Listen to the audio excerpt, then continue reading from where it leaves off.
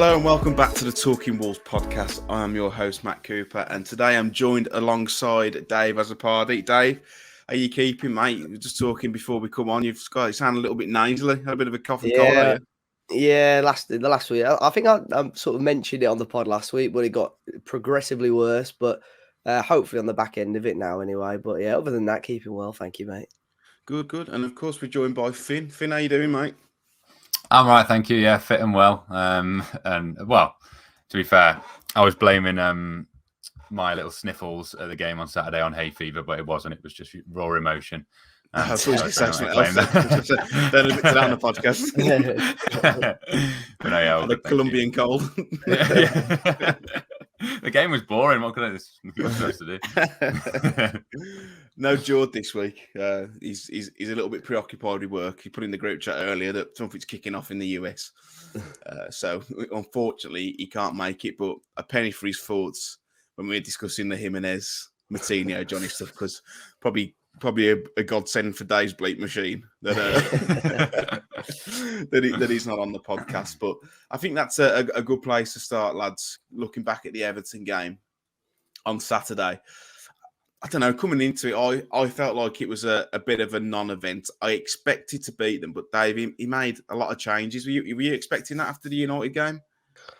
I was surprised, but again, intrigued in a way. I was almost the opposite. I thought that Everton were going to come and probably, I've predicted a 1-1, maybe Everton edging it 1-0.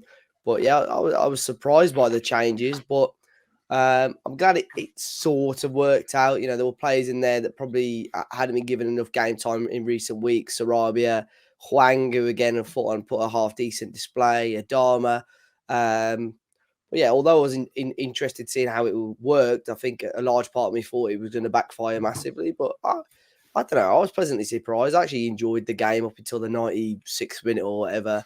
But yeah, I think a couple of those players put a good account on and hopefully shows Lopetegui that there should be in his plans for the summer and beyond. Yeah, I think when the lineup came out, we all said, "Look, I don't actually mind that team. It's something that a little bit different, Finn." But it wasn't a great start. Calvert-Lewin was bullying Collins to start with. You could tell for me that Collins and Dawson hadn't played together before. I looked at 6s and 7s, and I thought Everton probably started the brightest.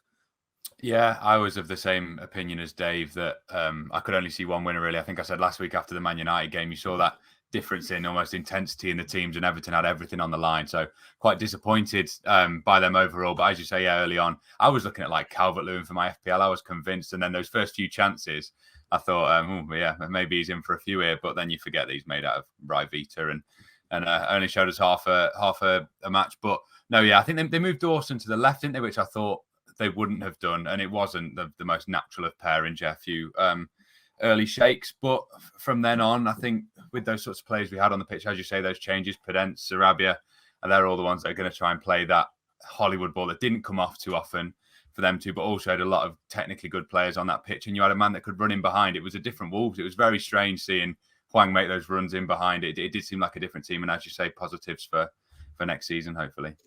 Yeah, I feel like we approached the game differently to what we would usually, but I think that mostly came from Everton's pressure.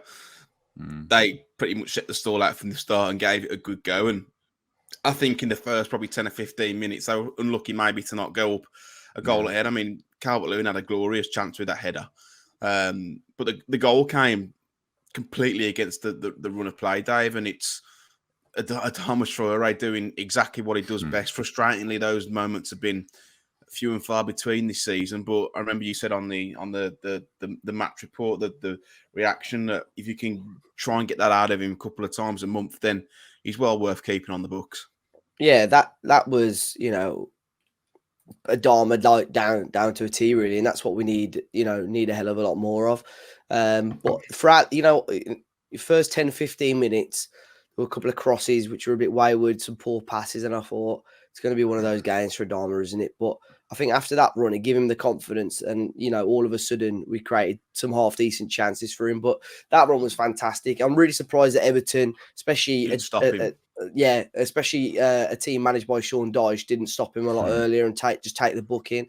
And And I was almost getting flashbacks to when we played Burnley last year, and Adama did the exact same thing, and he hit the bar in the end, didn't he? I think, or forced a really good save of the goalkeeper. But to be fair, he got himself into quite a tricky angle towards the end, but still forced, a really decent shot away. And it's a good save. Obviously, decent save by Pickford, but straight into the path of Hwang. But really, really good by Dom, and I thought his confidence just grew, and the whole team's confidence grew after that. I think, I thought we handled Everton quite well after that, up until the last few moments of the game. But yeah, that'll make it would have been an interesting conversation between obviously Lopetegui and Adama and whoever handles contract negotiations, because I think that shows, I think, on Saturday what sort of play we can have if we keep him and playing from the start.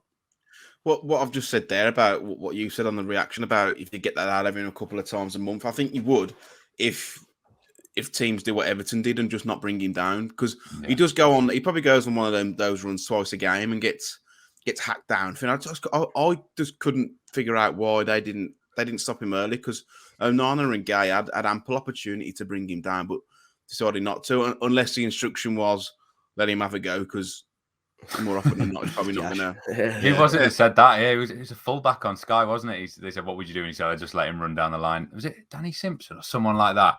Was saying that sort of thing. But no, I thought Garner dealt with him quite well in those sort of situations. I think if he was central, as in Garner, James Garner, not this. James Garner. I thought he did quite well against him, but then I think overall he smelt blood once Michael Keane came on at right back, and although it wasn't at him, that chance, you are right. We see it so many times. I remember, was it that Bournemouth game in lockdown when you could, because there was no fans, you could clearly hear take him down or something like it's so easily counteractable. And as you say, we get this every so often. We get our hopes up if he could apply this a couple of times a month, and I think he could if there wasn't that sort of, as the rules are, those sorts of fouls are a yellow. You've almost got an attempt each at just taking him out of the game, haven't you? So it's a weird one, and every time it happens, I go, those should be a red, and it's never going to happen.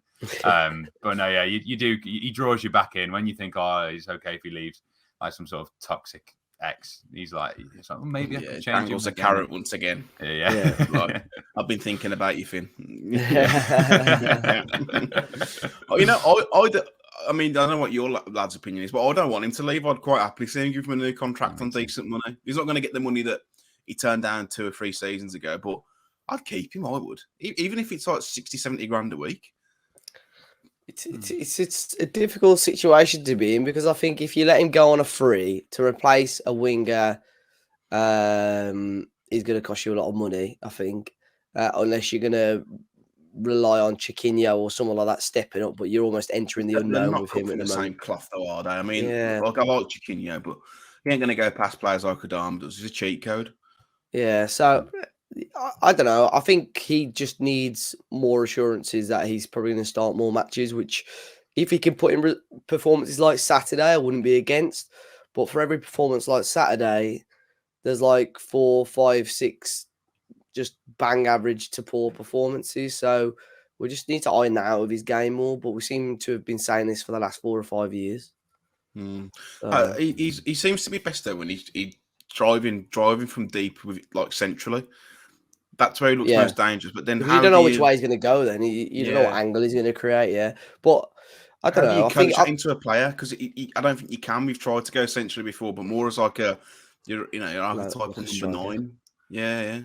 I think it helps when there's capable players around him, and unfortunately, we haven't had that for the last 2 years either. We saw when he was at his best was when Jimenez was firing. You had Jota who could nick in with some goals as well. But since the Jimenez injury, everything's changed, and unfortunately, Adama's been another player that's sort of been subject to that. I thought that Wolves dealt with the aerial threat well in the first half, though. Finn, looking at their team, especially when Michael Keane came on, it was like Land of the Giants. You had Calvert-Lewin, you had Mina, Michael Keane, Onana, Patterson. Onana is absolutely ridiculously he's tall. 6'5", isn't he? Yeah, he's like a tank. Well, absolutely huge, that side. So much so that we ended up on, it was João Gomez on Tarkowski, wasn't it, on corners that kept getting pulled up. Yeah, Tarks. But no, yeah, I hadn't thought about that. Yeah, they were a very, very tall team. I think, yeah, well suited for Sean Dyche to come in.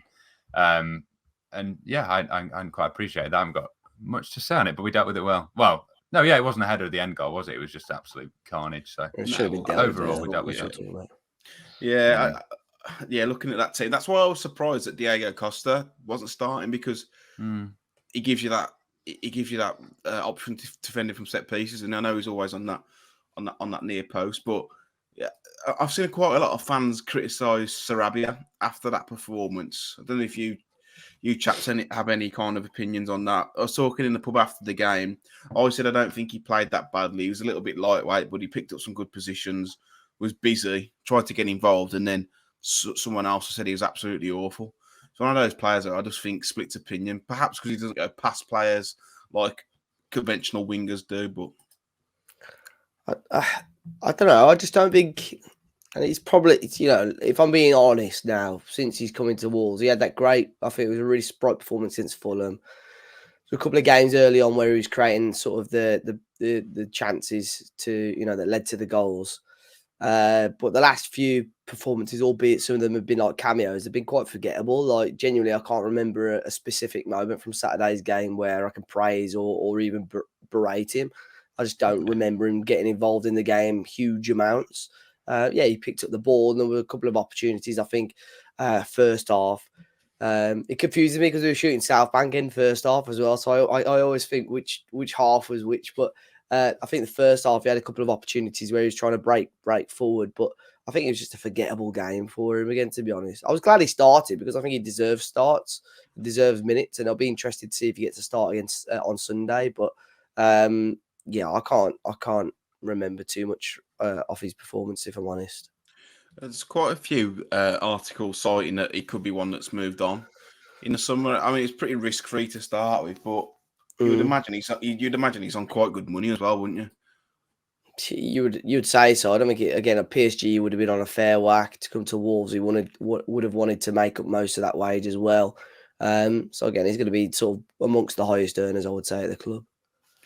Yeah, and he seems to be quite a prominent figure as well. Obviously got a lot of experience under his belt. And again, we've spoken with Sace, we've spoken with Ruddy about characters going from the dressing room. Adama's another one of those characters who's now probably seen as a senior player, very good with the youth team and the younger lads. So maybe something to consider. But we'll talk about senior figures there and players being brought in for their leadership qualities. Daniel Bentley's second game for Wolves, his second start in a row after he made his debut at Man United. What were your thoughts on his performance? You could say he was at fault for the Everton goal. I would probably say he is. I think the cross could be stopped earlier though. But for me, he looks like a goalkeeper who's probably worrying too much and trying to do too much to make sure he can stake his claim, because he was in no man's land for the goal.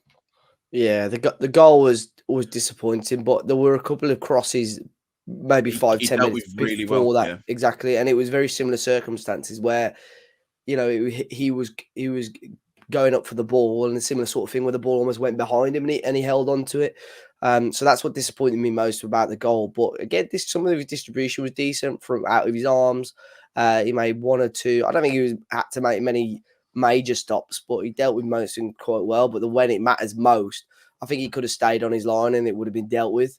And if you come out off your line to the edge of your 6-yard box or whatever, you've got to deal with it. We've seen it a few times with Jose Sarr when he goes out into that sort of area and completely, puts us under a lot of pressure.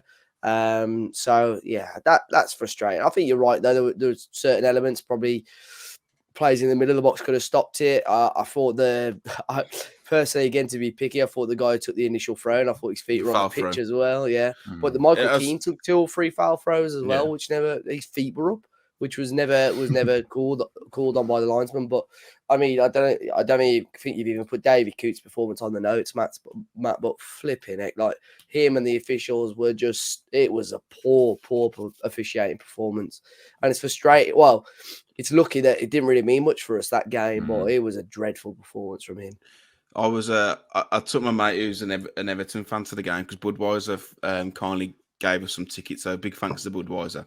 And he was like, I thought the referee did all right. I was like, you would fucking say that? Yeah, Everton fan, wouldn't Yeah, I was. It wasn't great, was it? But hasn't David Coote managed to get on the receiving end of Everton's like last 8 wins or something daft like that? So I think we're the team he's actually refereed most in his career when I looked at it, and I think under him they've got a record of 13 games and they've won 8 of them. I think they've only lost like two of the 13 basically. Player of the season. Yeah, I know. But it was just daft. I mean, the one when he got in the way of the ball and then gave possession back to Everton was one. When it should have been our ball. A couple of things where Semedo had a head injury and didn't stop the game. So yeah, it was just a abysmal performance, really. Absolute shambles. Now, I think that most of the people who are listening to this podcast have probably come to listen to what we think of the Raul, Moutinho, Johnny saga. It feels a little bit, the past few weeks, chaps, I don't know if you feel the same, like a bit of a soap opera, a bit of a pantomime between players, partners, players' family, the manager. So let's talk about Johnny and Moutinho first. Omitted from the squad, from what Lopetegui had suggested in his post-match press conference, that he wanted Moutinho to be involved. For me, I don't know how you boys interpreted it. It seemed that he wanted Moutinho involved. Johnny wasn't going to be involved, but both of them said they didn't want to be in the match day squad or come to the stadium. Is that how you both interpreted it? I interpreted it the same way. Yeah, it sounded like not so much Johnny, but it sounded like Moutinho was part of his plans and probably would have started. But I suppose if they've both got moves lined up, like Moutinho more so because obviously he's available on a free. He's at that age now where he's going to want to either have his final big payday or go back to Portugal and settle down or whatever. So for him not to risk injury, okay, fair enough. I understand that. The one thing I can't understand though is why neither of them were at the ground. Same with Ryan Aitnor either. Why they weren't at the ground after the game doing the lap of honour with the players for the fans. Again, if that's something that Lopetegui says, I don't want you at the ground at all, maybe. But I think that at the very least that should have been something that they were there for. Yeah, I think you've raised a good point there, Dave. We can only assume what's happened and what the optics look like from our point of view. We don't know what's gone on behind the scenes. We don't know whether Lopetegui said, yeah, don't risk it, don't bother coming, it's fine, you've got my blessing. Finn, the comments post-match, though, suggest that probably wasn't the case. Otherwise, he would have brushed it off. Yeah, I've only seen the Moutinho ones that were from the Express and Star that they'd put out initially. And he did seem to be angling for that. I thought initially during the game, because I think it was during Neves' suspension, they normally give the players that box close to the South Bank, don't they? And often, I think they were singing the Neves song at him. And when the Johnny song came out and the Moutinho song, I just assumed they were doing it in that direction, something like that. And then to find out they weren't even at the stadium, I didn't find that out until afterwards. It's funny with that. Johnny seems to have fallen out with Large as well. Like Jimenez and Johnny seem to with Large, and now Lopetegui as well. Moutinho's always seemed to come across as that model professional. I know he's ducked. He's not keen on media duties. I think he even missed the kit launch this year. So he's missed a lot of major things in Wolves. But an actual match day when you're still being paid a decent amount in Moutinho's case, isn't he, to not even be there? I can't really see that all risking injury. Like I don't know. I'm not really having that. It's weird, and I hope it becomes a little bit clearer because we are just speculating, aren't we? But yeah, weird that to not even be there. You don't want that image of, as you say, like a soap opera, a fractured camp. There's that core now. I just picture that team when Hwang scored that goal from the Nunes run, that sort of core of 8 of them. You see them as like a really happy, tight-knit group, almost the next generation. But I don't like these sort of murmurs that there's almost like an old not a bomb squad as such, but that sort of disconnected. But the original cozy club, though, isn't it? Like that's what we're kind of looking at. That's how I see it. But we like I said, we don't know what's been said, Dave. But I just think if it is the case that they haven't been bothered to turn up, whether they're jeopardising the move or not, I think it's very, very poor. I think it's more so because of Johnny's had his injuries and probably coming for a fair amount of stick, but on the whole, Wolves fans have rolled the red carpet out for the likes of Johnny and more so Moutinho. Johnny's still under contract, still got a year left, so that's even poorer. The least you can do is turn up and clap the fans, because they've treated them like royalty since they've been at the club. Yeah, it's a shame, isn't it? And I don't think it will go as far as tarnish their time or legacy at the club, but it's just disappointing from a point of view where it was almost the end of a chapter, and we got to say bye to, more than likely say bye to a few players on Saturday, and it would have obviously been nice to see them there. But I think you could definitely see straight away the players that were really upset about their time, the players that almost didn't really care, and then there were players that, on the complete flip side of that you could tell really enjoy it here at the moment. I think Cunha and Lamina probably the main two there that really enjoyed, seeing the fans. Cunha especially, like his family were just, were ecstatic. But then there were other players just clap the fans and then walk off as quick as they could. But yeah, it's just I don't think we'll ever hear the actual reason why they weren't there. I really hope. I think we will with Jimenez once all this is done, because I feel like they're already edging to have their say. Well, Jimenez was there obviously, but I mean more so like Johnny and Moutinho. Part of me hopes it is them that have decided not to go, rather than Lopetegui saying, "I don't want you there." I think it will be though, because the fact that he said Moutinho was going to feature, that's the only reason. So what do you mean that you think Lopetegui said, "I don't want you there"? Or no, I think that they turned. I think that he said to Moutinho, probably you're not starting, but you want to be on the bench and you're going to feature depending on how the game's going. And Moutinho's just went, again speculating, I've either got a move lined up or no. If I'm not starting, I don't want to be there. And if he kicked up a fuss, Lopetegui might have said, "Don't bother coming then." Fuck off then. Yeah. Because I know Johnny and Moutinho are pretty much best mates at Wolves at the moment, so probably it's one of those things that one of them will do something, the other one will do it as well. Yeah, and I think as well with Lopetegui citing in the press conference, Moutinho was going to feature but didn't turn up. I just find it really poor. It was saying when Bolly left in the summer, like, if you just can't be asked to turn up for work, like, you paid a king's ransom. Yes, you earned it. You put your life through many sacrifices to get into the position that you are, but still, I just think it's poor. Not poor. Cody on the was club, there. Poor on the family. Cody couldn't play. Yeah. If Cody did a lap of honour as well. He got involved. This is a bit of a tangent.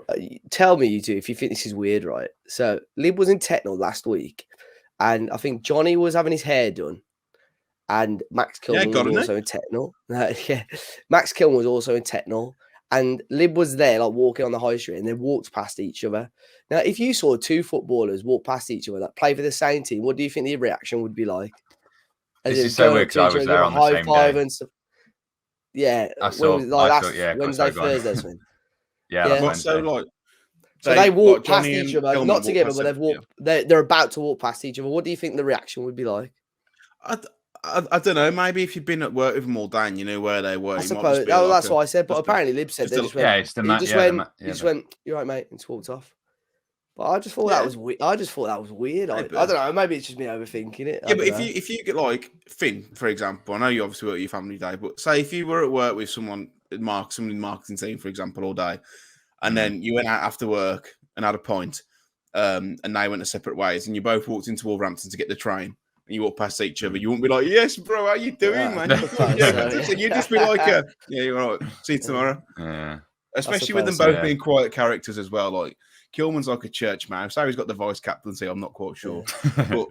But so it's weird because just to go on another tangent, Johnny had his haircut before me.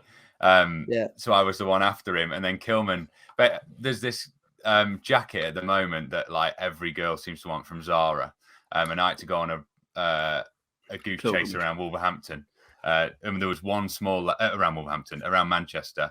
And there was one small left for Jem, and we managed to get it for her. And since then, honestly, every girl I see is wearing this jacket. Oh, is it like a black leather jacket or something like that? It's like, black with a bit of green in it. Yeah. Is it the Molly May one? Yeah, that's it. It would, if Jem wanted it, it probably was. It's and then And Jem quite fancies Kilman, and then was gutted to see that he had a girlfriend. And then his girlfriend walked past me with the jacket on. So I was like, "Well, you're halfway there. You're wearing the same jacket." You said so the I've got picture of photo those, by the evidence. way. She's up to his knee, she's tiny compared to him. Yeah, yeah, he's a big boy. But no, I enjoyed that tangent. Thanks, Dave. But no, yeah, it's a weird one. That. There's a lot of value you bring into this.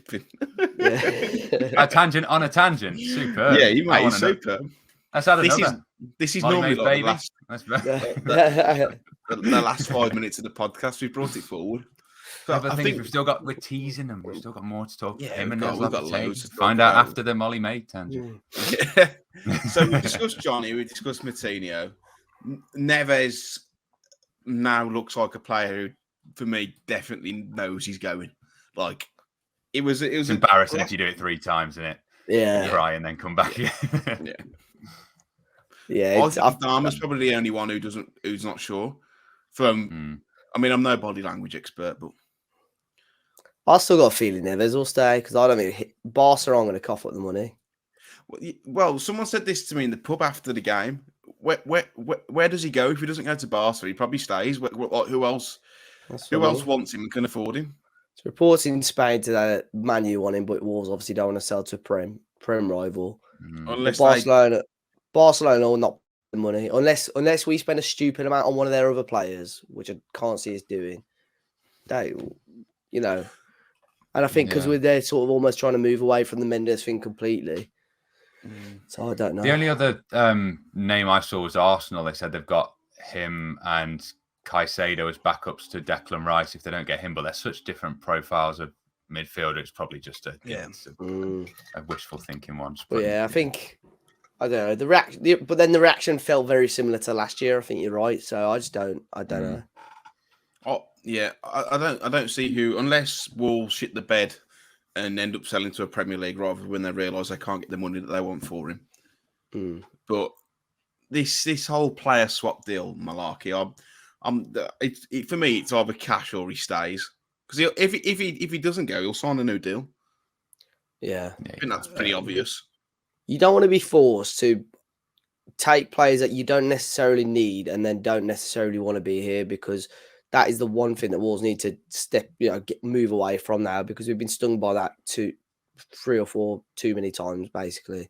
Guedes, Catrone, there's loads of them. So, we need to step away from that. And that's what I think the club will try and, recruitment-wise, try and move away from completely. It's difficult with players at a club like Barcelona as well, especially the players that we've been linked with who are still fairly young. They'll want to stay there and try and prove the worth, you would have thought, wouldn't you? Especially at a club of that stature. Because there's only really, unless you make it there, you're pretty much on the downward spiral, aren't you, really? It's very rarely that you go back up to someone leaves Barcelona, goes somewhere else and ends up at like Real Madrid. I think it's like, you have like with Cunha, and I saw Renan Lodi said very similar things to what Cunha was saying in regards to Atletico Madrid. For me, it's still a massive club, and I would say no disrespect to us, but from going from Atleti to Wolves is a step down, regardless. Oh, massive step down. Yeah, but then I think because they're playing and they're appreciated, they actually hold on. This doesn't actually seem so bad. And I saw Renan Lodi saying very similar to things to what Cunha was saying about the Forest fans as well. So I think it will take recommendations and stuff like that, and players saying literally, listen to me, come to the club because you'll feel wanted here. But yeah, the Neves situation is a difficult one, but I don't know. I think I still think he'll stay at the club, but who knows? Who knows? Now let's talk about the one that's probably caused the biggest stir. Raul Jimenez named on the bench, and he's what could be his final home game. His final game at Molineux. Still got a year left on his contract. Fallen out of favour with Lopetegui, probably since he came in. To be honest, left Wolves to join up with the Mexico squad after reportedly being injured. Understandable from Jimenez's point of view that probably didn't want to be at Wolves with the current the medical record at the time. It was a bit of a shambles. And the doctor who was at Wolves had left the club not long after. Lopetegui made some comments about him. He said he should be staying at Wolves, and he still went into Mexico. We don't know the ins and outs, but he's fallen out of favour. He could have had his opportunity to say goodbye to Wolves fans if he's moved on, Dave, but Lopetegui didn't bring him on, and he's got up off the bench, chucked his bib at the bench, and stormed down a tunnel. He has come back out, but what are your initial thoughts? Do you think it's harsh from Lopetegui? Do you think that he should have given the minutes? I think I could see it from both sides a little bit, because I remember I was very, very surprised to not see him come on. I thought, especially when he was bringing Costa and Cunha on, I did feel for the amount of time that Costa was going to be on, that Jimenez wasn't really going to offer much less than what Costa could have brought, I didn't think. And then the guy next to me said, I've just seen Jimenez just chucked his jacket at Lopetegui. And I thought, no way. I said, no way, that's bollocks. And then I saw Judah put it on Twitter as well. So from Lopetegui's point of view, you've got a player that obviously is desperate to get minutes, but then acting quite childish by throwing a jacket at you. For me, for someone that is like, obviously... Like I don't know if he chucked it at Lopetegui, though. Or not towards I think either way, towards a bit. I've not seen a video of it, but either way, I think if you're acting like that, the manager will probably think, right, you're not showing me the attitude that you deserve to play for this football team, regardless. But from Jimenez's point of view, he came on for a little bit at Old Trafford last week, which I said on last week's pod, the atmosphere and the reception he got was surprisingly really, really good. And I thought the atmosphere, I feel, would have been at another level again on Saturday if he came on. So I was disappointed. I think Lopetegui knew he fucked up as soon as you saw his comments in the press conference as well. If he sort of goes, if he tries to make up for it and start him on Sunday, I don't know. But I think he's missed his chance to properly say goodbye. But fair play to Jimenez, for coming back round at the end as well. And you could see how upset he was. I saw it straight away. He was like, rubbing his eyes, and that was really, really sad. That's the thing, though, isn't it? Like, the fans, whether he's played well or not, and for the majority of the last couple of years, he's played pretty poorly. It's not his fault, but the fans have always backed him. Even when he went to Mexico, they welcomed him back with open arms. Like, I don't think it's between the fans. I think it's between Jimenez and Lopetegui, or Jimenez and Lage. So, do you remember last year when Lage, there was that rumour going around, and I say rumour very, strongly, when there was that bust up, who was that meant to have been between? Was it Johnny Jimenez and Bruno Lage? Yeah, so yeah, I mean that's the thing, and he's obviously not got on with a couple of managers now. If the Lage one is true, the Lopetegui one's obvious. But yeah, and I know there's some questions about Lopetegui which we'll answer, but he's obviously put a lot of authority, stamped his authority down quite seriously at the club. And it's upset, obviously, a lot of players that have been here for quite a number of years. Finn, what's your thoughts on it? Obviously, you don't really know Raul that well, but you know his family, don't you? And sometimes spend time with them. So I think it's important. I'll sit outside his house a couple of nights a week, as you know. So, you change your curtains, how you roll. No, yeah, obviously. I'm not at the point where I'm completely blinded. Like you say, I can see both sides. At the time, I just saw, because I think Judah tweeted that he threw everything, blah blah blah, but then clapped the fans. I literally looked over. He did. He walked down and he was clapping. Yeah. So that's the only bit that I saw. So I just thought, he's going for a wee before he comes on or whatever. But then you do the little bit of mental math, right? There's 2 other subs there. We've already done 3. It's the 5. So he's reacted at the because I think he was already stripped off as well. Like, yeah, he was. Well, he went down in just in the gold shirt. Yeah. So I just thought, he's just going for a quick one. Beg your pardon. A quick wee. No, but no, I just don't like. The thing I don't like is that. I made a mistake in not bringing him on. Mate, if you're going to do it, firm it. Everyone's singing his name the whole game. As Dave said, the Man United game, you saw the reaction. It's not as if he's gone, everyone likes this guy. What, come on, just say he's not part of the plans, blah, blah, blah. Don't try and play both sides. I really wasn't a fan of that.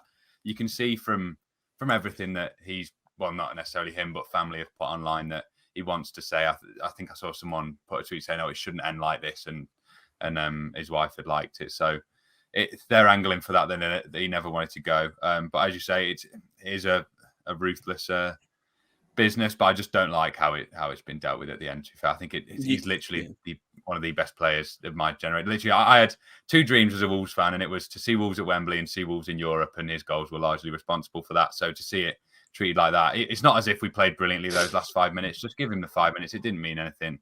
Yeah, not really happy with it, to be honest. 2 dreams, and then the third one to reach 25,000 subscribers on YouTube, and he He's solely responsible for that. He wants to, does he want to stay at Wolves though, or does he just want to stay in England? I think Wolves would be the priority, and then it's almost like it's if you did it on a map, it'd be want to stay at Wolves, then want to stay in England, then at least want to stay in Europe. There's offers from Saudi, etc. And There is there. Would you blame him to go and do it? But he could go and do it, but he doesn't want. So where Nuno? You reckon? I reckon Adama could be. I don't know that, but I hadn't even thought about that. He's Imagine leaving. Adama goes and Jimenez rumors. goes link up in SAP. That'd be amazing. Nuno back to Wolves in the summer. The redemption arc begins. You know what? You know how I feel about this Lopetegui and Jimenez thing. Go on. I don't care. I honestly do not care whether he gets minutes or he doesn't. I just don't care enough about it. Like I think everyone's getting so wrapped up in it. Like just crack on. Like he's probably going to be going at the end of the season. He's barely featured. I'm just not fussed. Like I'm just not. I think people are getting a little bit too sentimental about things. But it'd be interesting to see if he does play Jimenez or the aforementioned at Arsenal thing. Do you think he'll? I know he thinks he admitted in the press conference that he made a mistake. Do you think he will then play them at Arsenal, Finn? Because I still don't think he will. Yeah, it's a bit awkward, isn't it? Yeah, because then that's almost like you're bottling it a little bit, aren't you? And he's been such an authoritative figure since he's come in. Yeah. I don't know. We'll get on to stuff that's sort of coming out today when his stance has been, I want players that will be here for next season. And then he's going, oh, maybe I won't be. So it's slightly hypocritical. But I suppose if he's took that stance now, you'd probably say, I don't think he's going to start Arsenal. We're probably safe to say that. But then again, you never know. 6 changes at the weekend in a game that doesn't really matter. I think I'm thinking at most probably 10, 15 minutes off the bench. But who knows? What do you reckon, Dave? I think he'll be in the squad. Don't think he'll necessarily start, but yeah, like Finn, I think he'll get some sort of minutes. Well, maybe wrong, but I think if he starts, and yeah, like you said, I think that's just Lopetegui bottling it a little bit. Yeah, I think he's got to stick to his guns. He might have made a mistake, but him saying that in the post-press conference should be enough, really. I think if he then starts him or brings him on, I don't think it sends the best message. But let's talk about the Arsenal game, last game of the season. You boys are both going down, aren't you? I'm not going to bother going. Arsenal haven't won the league, still had a great season, still got a bit of pride to play for. But do you think Lopetegui, Dave, could make wholesale changes again? Do you think he could see Jimenez, Johnny, Moutinho in there, or do you think that chapter's been closed and he might give the likes of Boubacar Traore and João Gomez a start? Yeah, it was good to see Boubacar obviously come on well. I thought he had a half decent little cameo as well. I love him, I do.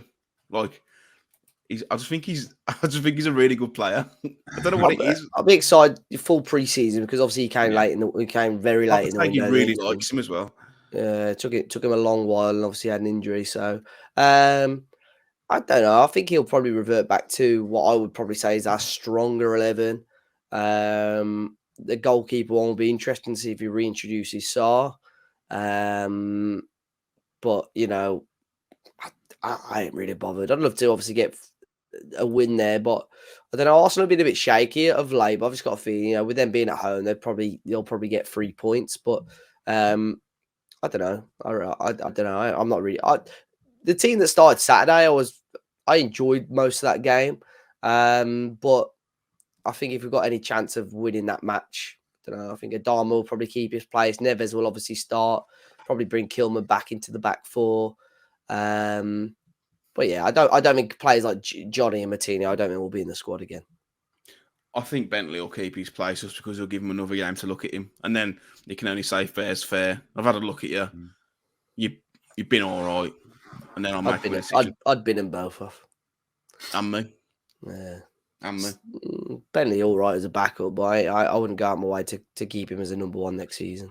They've been linked with the keeper for Osasuna. Yeah. Yeah. We'll wait and see. So, It's a weird position to buy, isn't it? Because any half decent goalkeeper is playing for a half decent team, and you got to try and lure them away. But yeah, we'll see. We'll see how he starts. Yeah, Finn, what do you reckon? Do you think he'll go with a completely different lineup again? We'll experiment and DK. No, I think again we're in a very fortunate position of, I think they said 3 times in the last 4 years, isn't it? A game with it doesn't really matter for us, but we can just sort of. I think it'll be a party atmosphere in the away, just because they take the piss out of the Arsenal. I know, it's such a horrible. We nearly won the league. Yeah, literally, just like the Grim Reaper, aren't we? Every year, like it's just we haven't done anything ourselves, but just take the piss out of everyone else. So it'll just be the same again. That Liverpool game was so fun last year, and we were terrible. Apart from that early Neto goal, something like that again would be great. But no, I'm not fussed. It will be a party atmosphere. It'll be a different one. I still got tense in that Everton game, even though it meant nothing. I think about the 60th, 70th minute, I just told myself, right, because I was stressing every time the ball went in the box. I was like, this does not matter. So I'm going to tell myself to enjoy this 90 minutes. Not really fussed, and I think it'll be a similar team. 1 or 2 changes, probably not the 6 that we saw. Bentley again, I agree. Collins, Kilman, that one's up for debate, but largely pretty similar, I'd say. Yeah, I don't think people are really asked, are they? The season's done. What's the highest position that we can finish? Is it 13th? We can go above Chelsea, can't we? I think with 2 points behind Chelsea. As it stands, we can go. Well, Chelsea got a game in hand. Yeah, they got double game week. Yeah, I think if we can stay 13th, 14th, I'd be satisfied, especially considering the position we're in. Yeah, I think we can go down to lowest is 15th.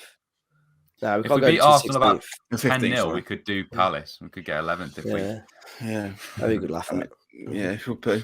That'd be nice. That'd be nice. But I mean, you look at the job that Lopetegui's done since he's come in. As I was reflecting on this, what was it? 4 points before Christmas. 4 points adrift, yeah. And now, above the relegation zone? Currently 10 points. He's had the backing in January, but I know we've criticised him for bits and pieces, but it's been a bit of a remarkable job, hasn't it? The turnaround. The home form has been phenomenal. The away form, not so great, but I think that's Lopetegui anyway. He's very pragmatic away from. He's pragmatic at home, but it's worked. But I think if they wouldn't have picked him up, Dave, we'd have been dead and buried probably by the start of April, I think. Yeah, it'd be interesting, like in an alternate universe, if we could have seen how we did with like.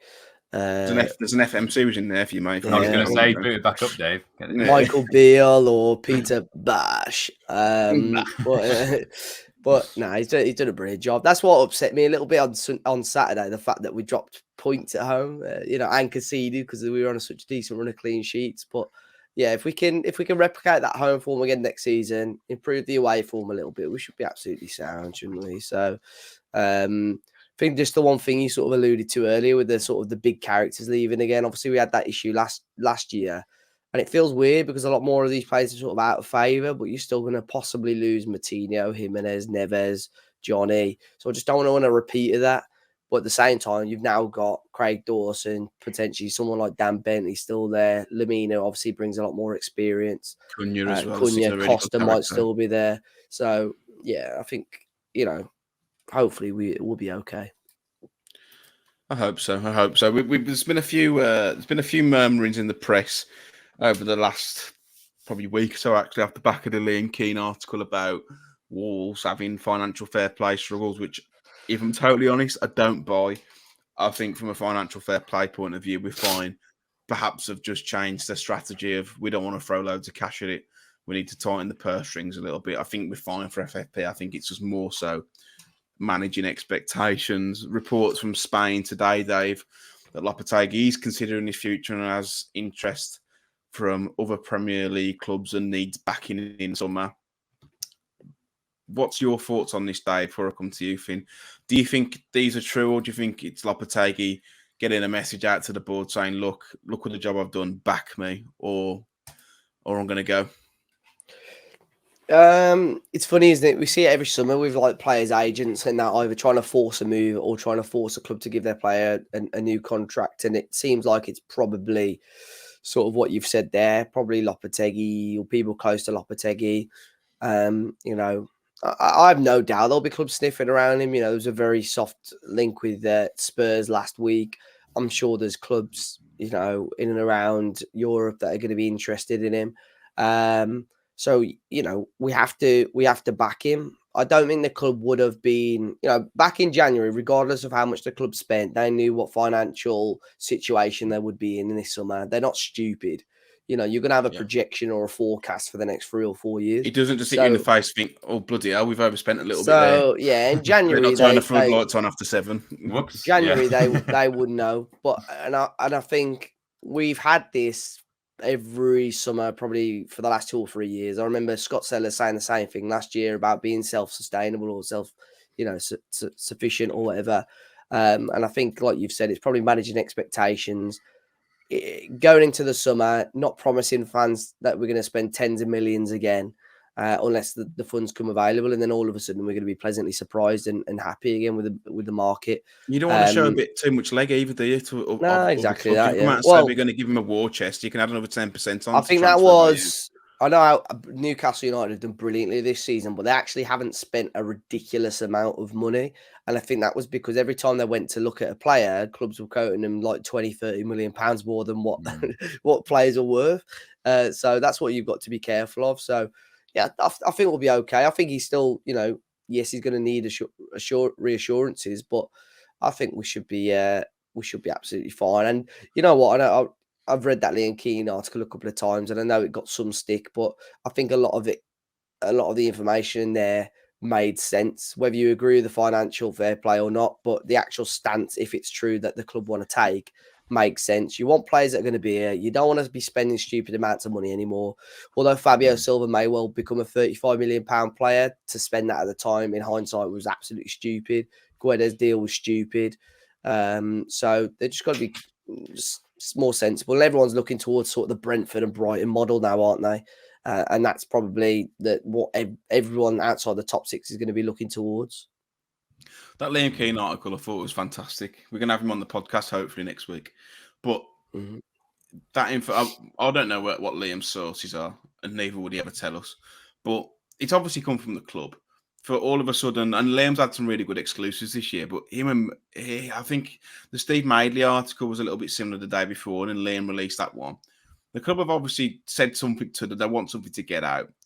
So, again, I think that's just another way of managing expectations, getting a story out into the press to reaffirm their position, their stance. But I think it's similar with the Lopetegui. It's all trying to spin PR, isn't it? But Finn, do you think that Jeff Shear and Lopetegui haven't had a conversation since he got here about, if we keep you up, this is the money you've got, we'll back you? Because if those questions haven't been asked by Lopetegui at the start, then he hasn't done his due diligence. It just seems a bit daft to me. Yeah, I can see from the Wolves side the situation we were in, where he'd rejected us and then came back. I think if he'd have gone, it'll be fine in the summer, won't it? We'd have gone, fine, just sign here, sign here. There you go. So that's the only sort of situation you can actually foresee, but they must have done it. I think it's more of a almost, I'd like you say, with the fans to sort of manage expectations, but also other clubs, as you say, you're not going to say, oh, we've got loads of money to spend. Then again, they are going to need an Express and Star premium account to see the article. So it's just a sign up, I think. He's put their email in, so they might not read it anyway. So it might be a pointless exercise. But no, I think it is just more of that. They said last year, didn't they? And then we spent 180 million in the end, so something stupid like that. So not taking too much from it at the moment. But I assume it's all what the club wanted to say. He's not made it up, has he? But no, I think we'll wait and see. I don't think it's going to be a massive summer. We have spent a lot in the last 18 months, 2 years, but it's not going to be massive. And you've got, as we said last week, you've got saleable assets there as well to raise a bit yourself. You have, but I think we're in a bit of danger of like writing off those saleable assets just as the way they're being treated. Like Aït-Nouri was probably worth 25 million a few months ago. Now he's probably worth about 5 or 10, just because of the way that he's been bombed out. Same with Johnny. Yeah. I mean, his performances haven't helped, but doesn't get It's like, I don't know. I feel like it's almost been like a public execution of them. And they're all going to end up with losses. The clubs will know, well, he's not in the plans. He doesn't want to be there. We'll test the waters with 50% less. Yeah, ain't nobody one. I still can't get my head around. Bearing in mind how well he started under Lopetegui. Like, he played a little bit higher as well, and we've not even seen him do that. He scored a couple of goals. Really, really weird. That is. And there was a lot of smoke with him. In the January window, and everyone was like, "Nah," because he's in the plans. And obviously, there's probably some truth in it, to be honest. So weird. He's not even really been in the squads either, is it? Yeah. Strange. Anyway, moving on to the questions. So thanks for those who sent in questions on Twitter. There's quite a few to get through. So Amar's Music Show has asked, since taking over, what do you think Fosun's best decision has been? And what do you think their worst decision has been? For me, would be appointing Nuno as the best. Yeah. I think worst decision was not sacking Large at the end of the season. I like them. Yeah, Nuno's probably the best one, to be fair.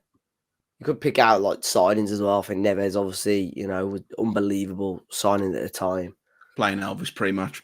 Yeah. One defeat since then, one defeat out ever since I started that. Give him the job. Worst decision?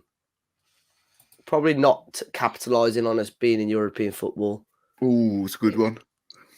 In regards to, strengthening the cash squad sufficiently. Yeah. Finn? Yeah, I like all those shouts. I remember at the time that Nuno one, when Lambert had just done that speech at the end of season dinner and then they sacked him, it was absolute like, what are they doing? And it did turn out to be the best decision. So remember that as well, when he was on like literally there's so many rumours that he was going to lose his job, and then he was randomly on Sky Sports the next day. Yeah, mate, that end of season speech he gave, like this almost war cry. I know what it takes to get out this division.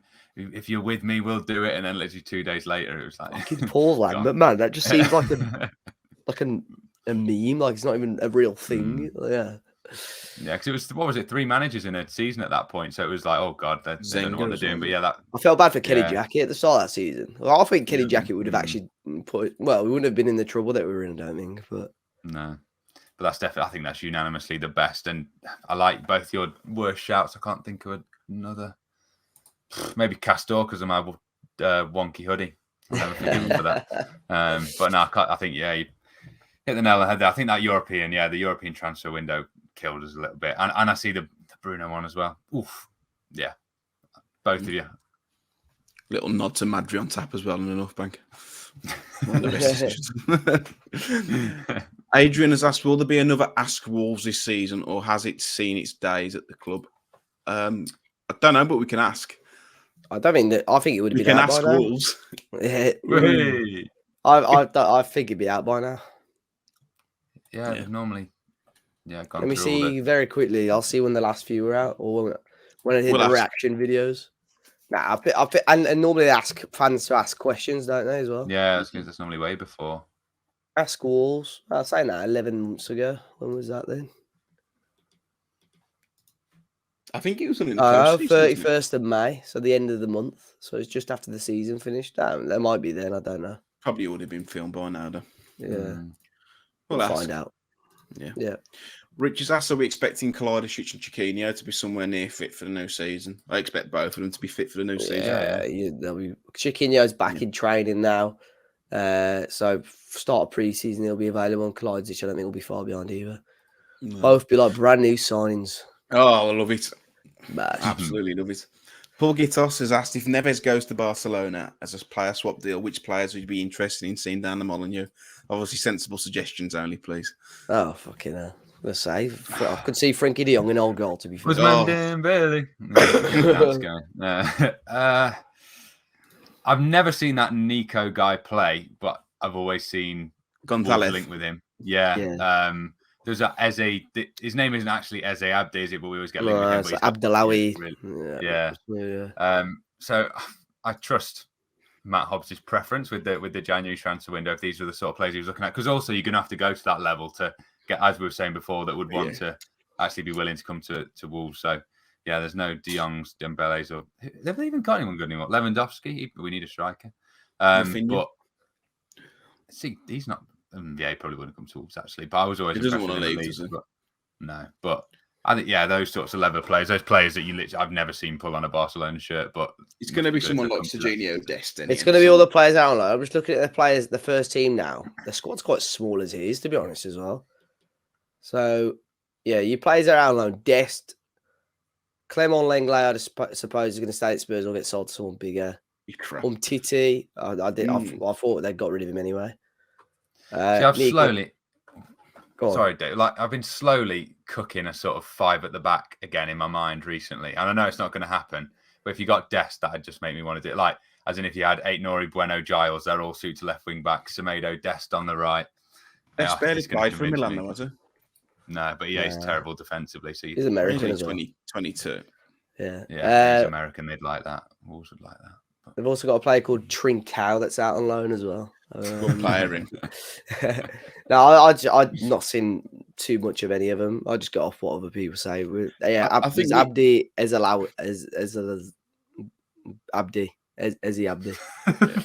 Yeah, that's probably him, really. That's why it'll be a gash deal. The only way that these players are probably going to come is if Mendes tells them they're going. Yeah, did that go for Quedes? Yeah. Crap. Not for me. How are you feeling about Trincao at the moment, Matt? Have you changed whether you want to keep him or not? Feels like last season. I think he's had a good season at Sporting. I've watched a couple of the games, actually. I watched one when I was in Portugal, and he's got 13 goals this season. He's had a good season. Great left foot.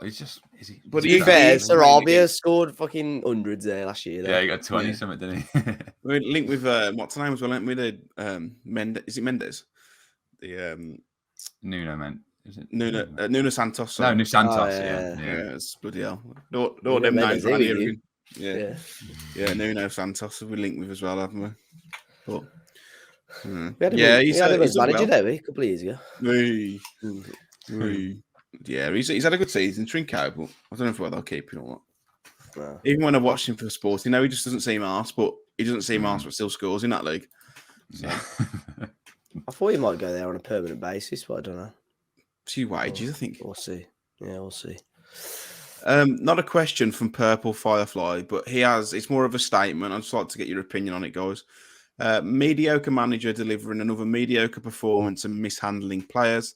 Can't see this guy being anything but flat mediocre, and he'll be out of the club by Christmas. Mediocre. Yeah. Roller coaster. I'd like to see where Firefly was before Christmas, or what he thought of Bruno Lage. Because if he thinks Lopetegui's mediocre, I think he'd have to get the dictionary out and pick out another word, or thesaurus, and pick out another word for Bruno Lage.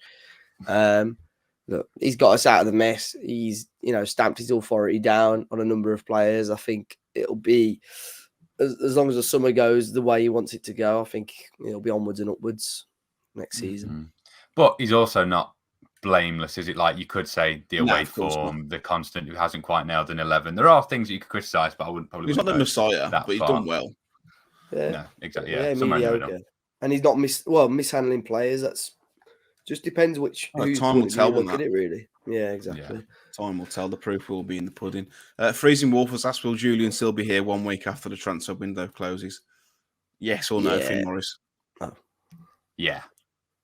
Yes or no, Dave Azzopardi? Yes. Pitbull Season has asked, out of the squad that is likely to remain next season, who is your favourite player at Wolves and why? I hate this question, man. Favourite player? Mine's probably João Gomez. João Gomez. Genuinely, I think, and this isn't a disrespect to anyone, since I've been 12 years old, I couldn't think of somebody that I could class as my favourite. Just enjoy watching everyone play, I don't know. Maybe Cunha or something like that. I don't know. Can't really pick out a player. See, the go-tos, you Adama, Jimenez, Neves, they're normally when they do the mascot thing on the big screen, it's normally one of those three, isn't it? So if they all leave, there is a chasm there. But Cunha, I love Cunha's just his vibe, man. He just Lemina's a shot as well. And João Gomez, I think, he's the most lovable. João Gomez. I think I'd lean towards João Gomez. George would say Craig Dawson, wouldn't he? Yeah, because he's. By the way, I'm not voted leave twice. I thought for 95% of that game against Everton, like you would have needed planning permission because Craig Dawson, it was like a brick wall at the back there because he was. I thought he was phenomenal, man. Outstanding. He was very good. Mm-hmm. Yeah. Who's been? Oh, we'll talk about player of the season actually on the next podcast. But yeah, I like Boubacar Traore as well. A question from me: which player of the Wolves' current squad would you be most happy taking your daughter out on a date? What on earth?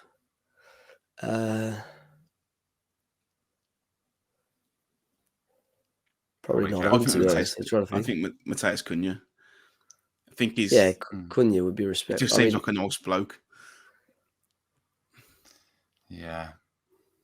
Yeah. Gomez or Cunha, I think.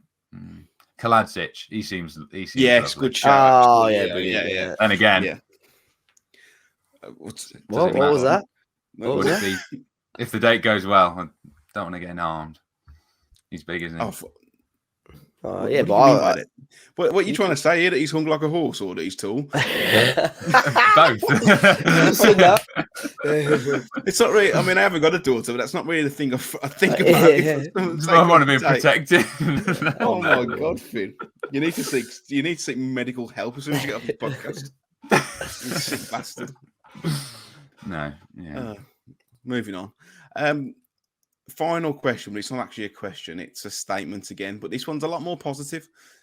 Sean Mitchell has said, don't want to ask a question, but just wanted to thank you guys for all your time, mate, you take making these podcasts. It's 1 hour a week. I actually don't mind at work. Thanks, Sean. And thanks for sending in questions every single week as well, because you've both sent in some corkers. I met a couple of people at the game on Saturday. I spoke to a lad in a Billy Wright concourse who was from Taiwan, who's supported Wolves since Fosun took over, and he said he watches our podcast every single week. I didn't manage to catch his name, but he was a lovely fella. So thanks for supporting. Taiwan, I know. Thanks. We've gone global. So we go on holiday. We got somewhere to stop. I'm not sure I'll go to Taiwan on holiday, but yeah. Well, you're on about going to South Korea, so we'll see. No, I'm still waiting for that deal to come out to see how much it is. You know, with the old flights, the accommodation, the tickets. I mean, Finn's smirking as if he knows it's about $8,000, so I'm not going to ask him. No, I haven't got a clue yet. I'd love to do it, but yeah, we'll see. We might need big sponsorship. Yeah, anyone that's got a big company wants to get rid of some of the tax for the next tax year, just give us a shout. There's a rumour about like a tour in Portugal or Spain again, isn't there? Some sort of European tour, yeah, a bit earlier in that month. I think early July. Well, yes, cutting it fine, isn't it? So, might be nice. Yeah, we'll see. Probably a bit more doable. But that is all we've got time for this week. Next week we'll be back with a podcast a little bit later. We're doing an end of season podcast, hopefully at Molineux, and hopefully with the Express Stars Liam Keane, so he can tell me who he sources on after what we've just said on these podcasts. But we also have some other news as well. So I don't know if everyone remembers that Dave and I hosted a local legend event with Carlin a few months ago now with Joey and Lescott. We are actually back on Thursday, the 15th of June, with Carlin again, with a local legends event at the Swan at Tetnall with all-time leading goal scorer Steve Ball. So that's on Thursday, the 15th of June at the Swan at Tetnall. You'll be able to find your tickets in the description down below. There are some early bird tickets on offer at the minute, which are £5. It will go up to £10. And if it's anything like the Lescott event, it will sell out very quickly. So it would be great to see you. See you at the game, see you at that event, and all the ticket proceeds will go to the Rainbow Dog Rescue charity too. So Dave will leave a link in the description down below, and it would be good to see some of you there. We really enjoyed the last one, and I don't know how you felt, Dave, but it was great meeting a lot of people who, especially like comment on the podcasts and stuff, and just nice to put names to faces and faces to names. So it would be good to see a few of you there. But yeah, and until next time. Well, Dave, where can people find you? Should they wish, mate? Yeah, so it's at Dave as a party on Twitter and Instagram, and yeah, hopefully we see some of you at the event with Steve Bull. You know, be opportunities for a Q&A and have a picture and stuff signed by Bully as well. So get down there. And Dave and Matt, if you want to. Yeah, exactly. Yeah. You're trampling over Bully to get a picture of Dave. Steve, can you take a picture of me and Dave as a party? Yeah. Thanks, Steve. Enjoyed that, mate. Finn, where can people find you? Should they wish? Finners on everything, FINE RRZ. You might want to follow me this week before all credibility leaves next week when we do our pre-season prediction review for the end of the season, because I think I had a few howlers there. So let's do it now. Thank you very much. Last time we did the end of season podcast, we were with Tim Spears, weren't we? And he confirmed that in real time that Wolves had put a bid in for Pena. So hopefully Liam Keene's got some similar gossip. Oh God, yeah. Wolves put a bid in for the Aston. Yeah. Yeah. So I'm Matt Cooper Bites and M Cooper Writes on Twitter, Facebook, and all those things. We are talking Wolves across all social media platforms. Don't forget that local legends event with Carlin on Thursday, the 15th of June. We'll be interviewing Steve Bull with all ticket proceeds going to the Rainbow Dog Rescue. Let us know what you thought of the podcast in the comments down below. Like the video, subscribe if you know. And until next time, take care and enjoy yourselves.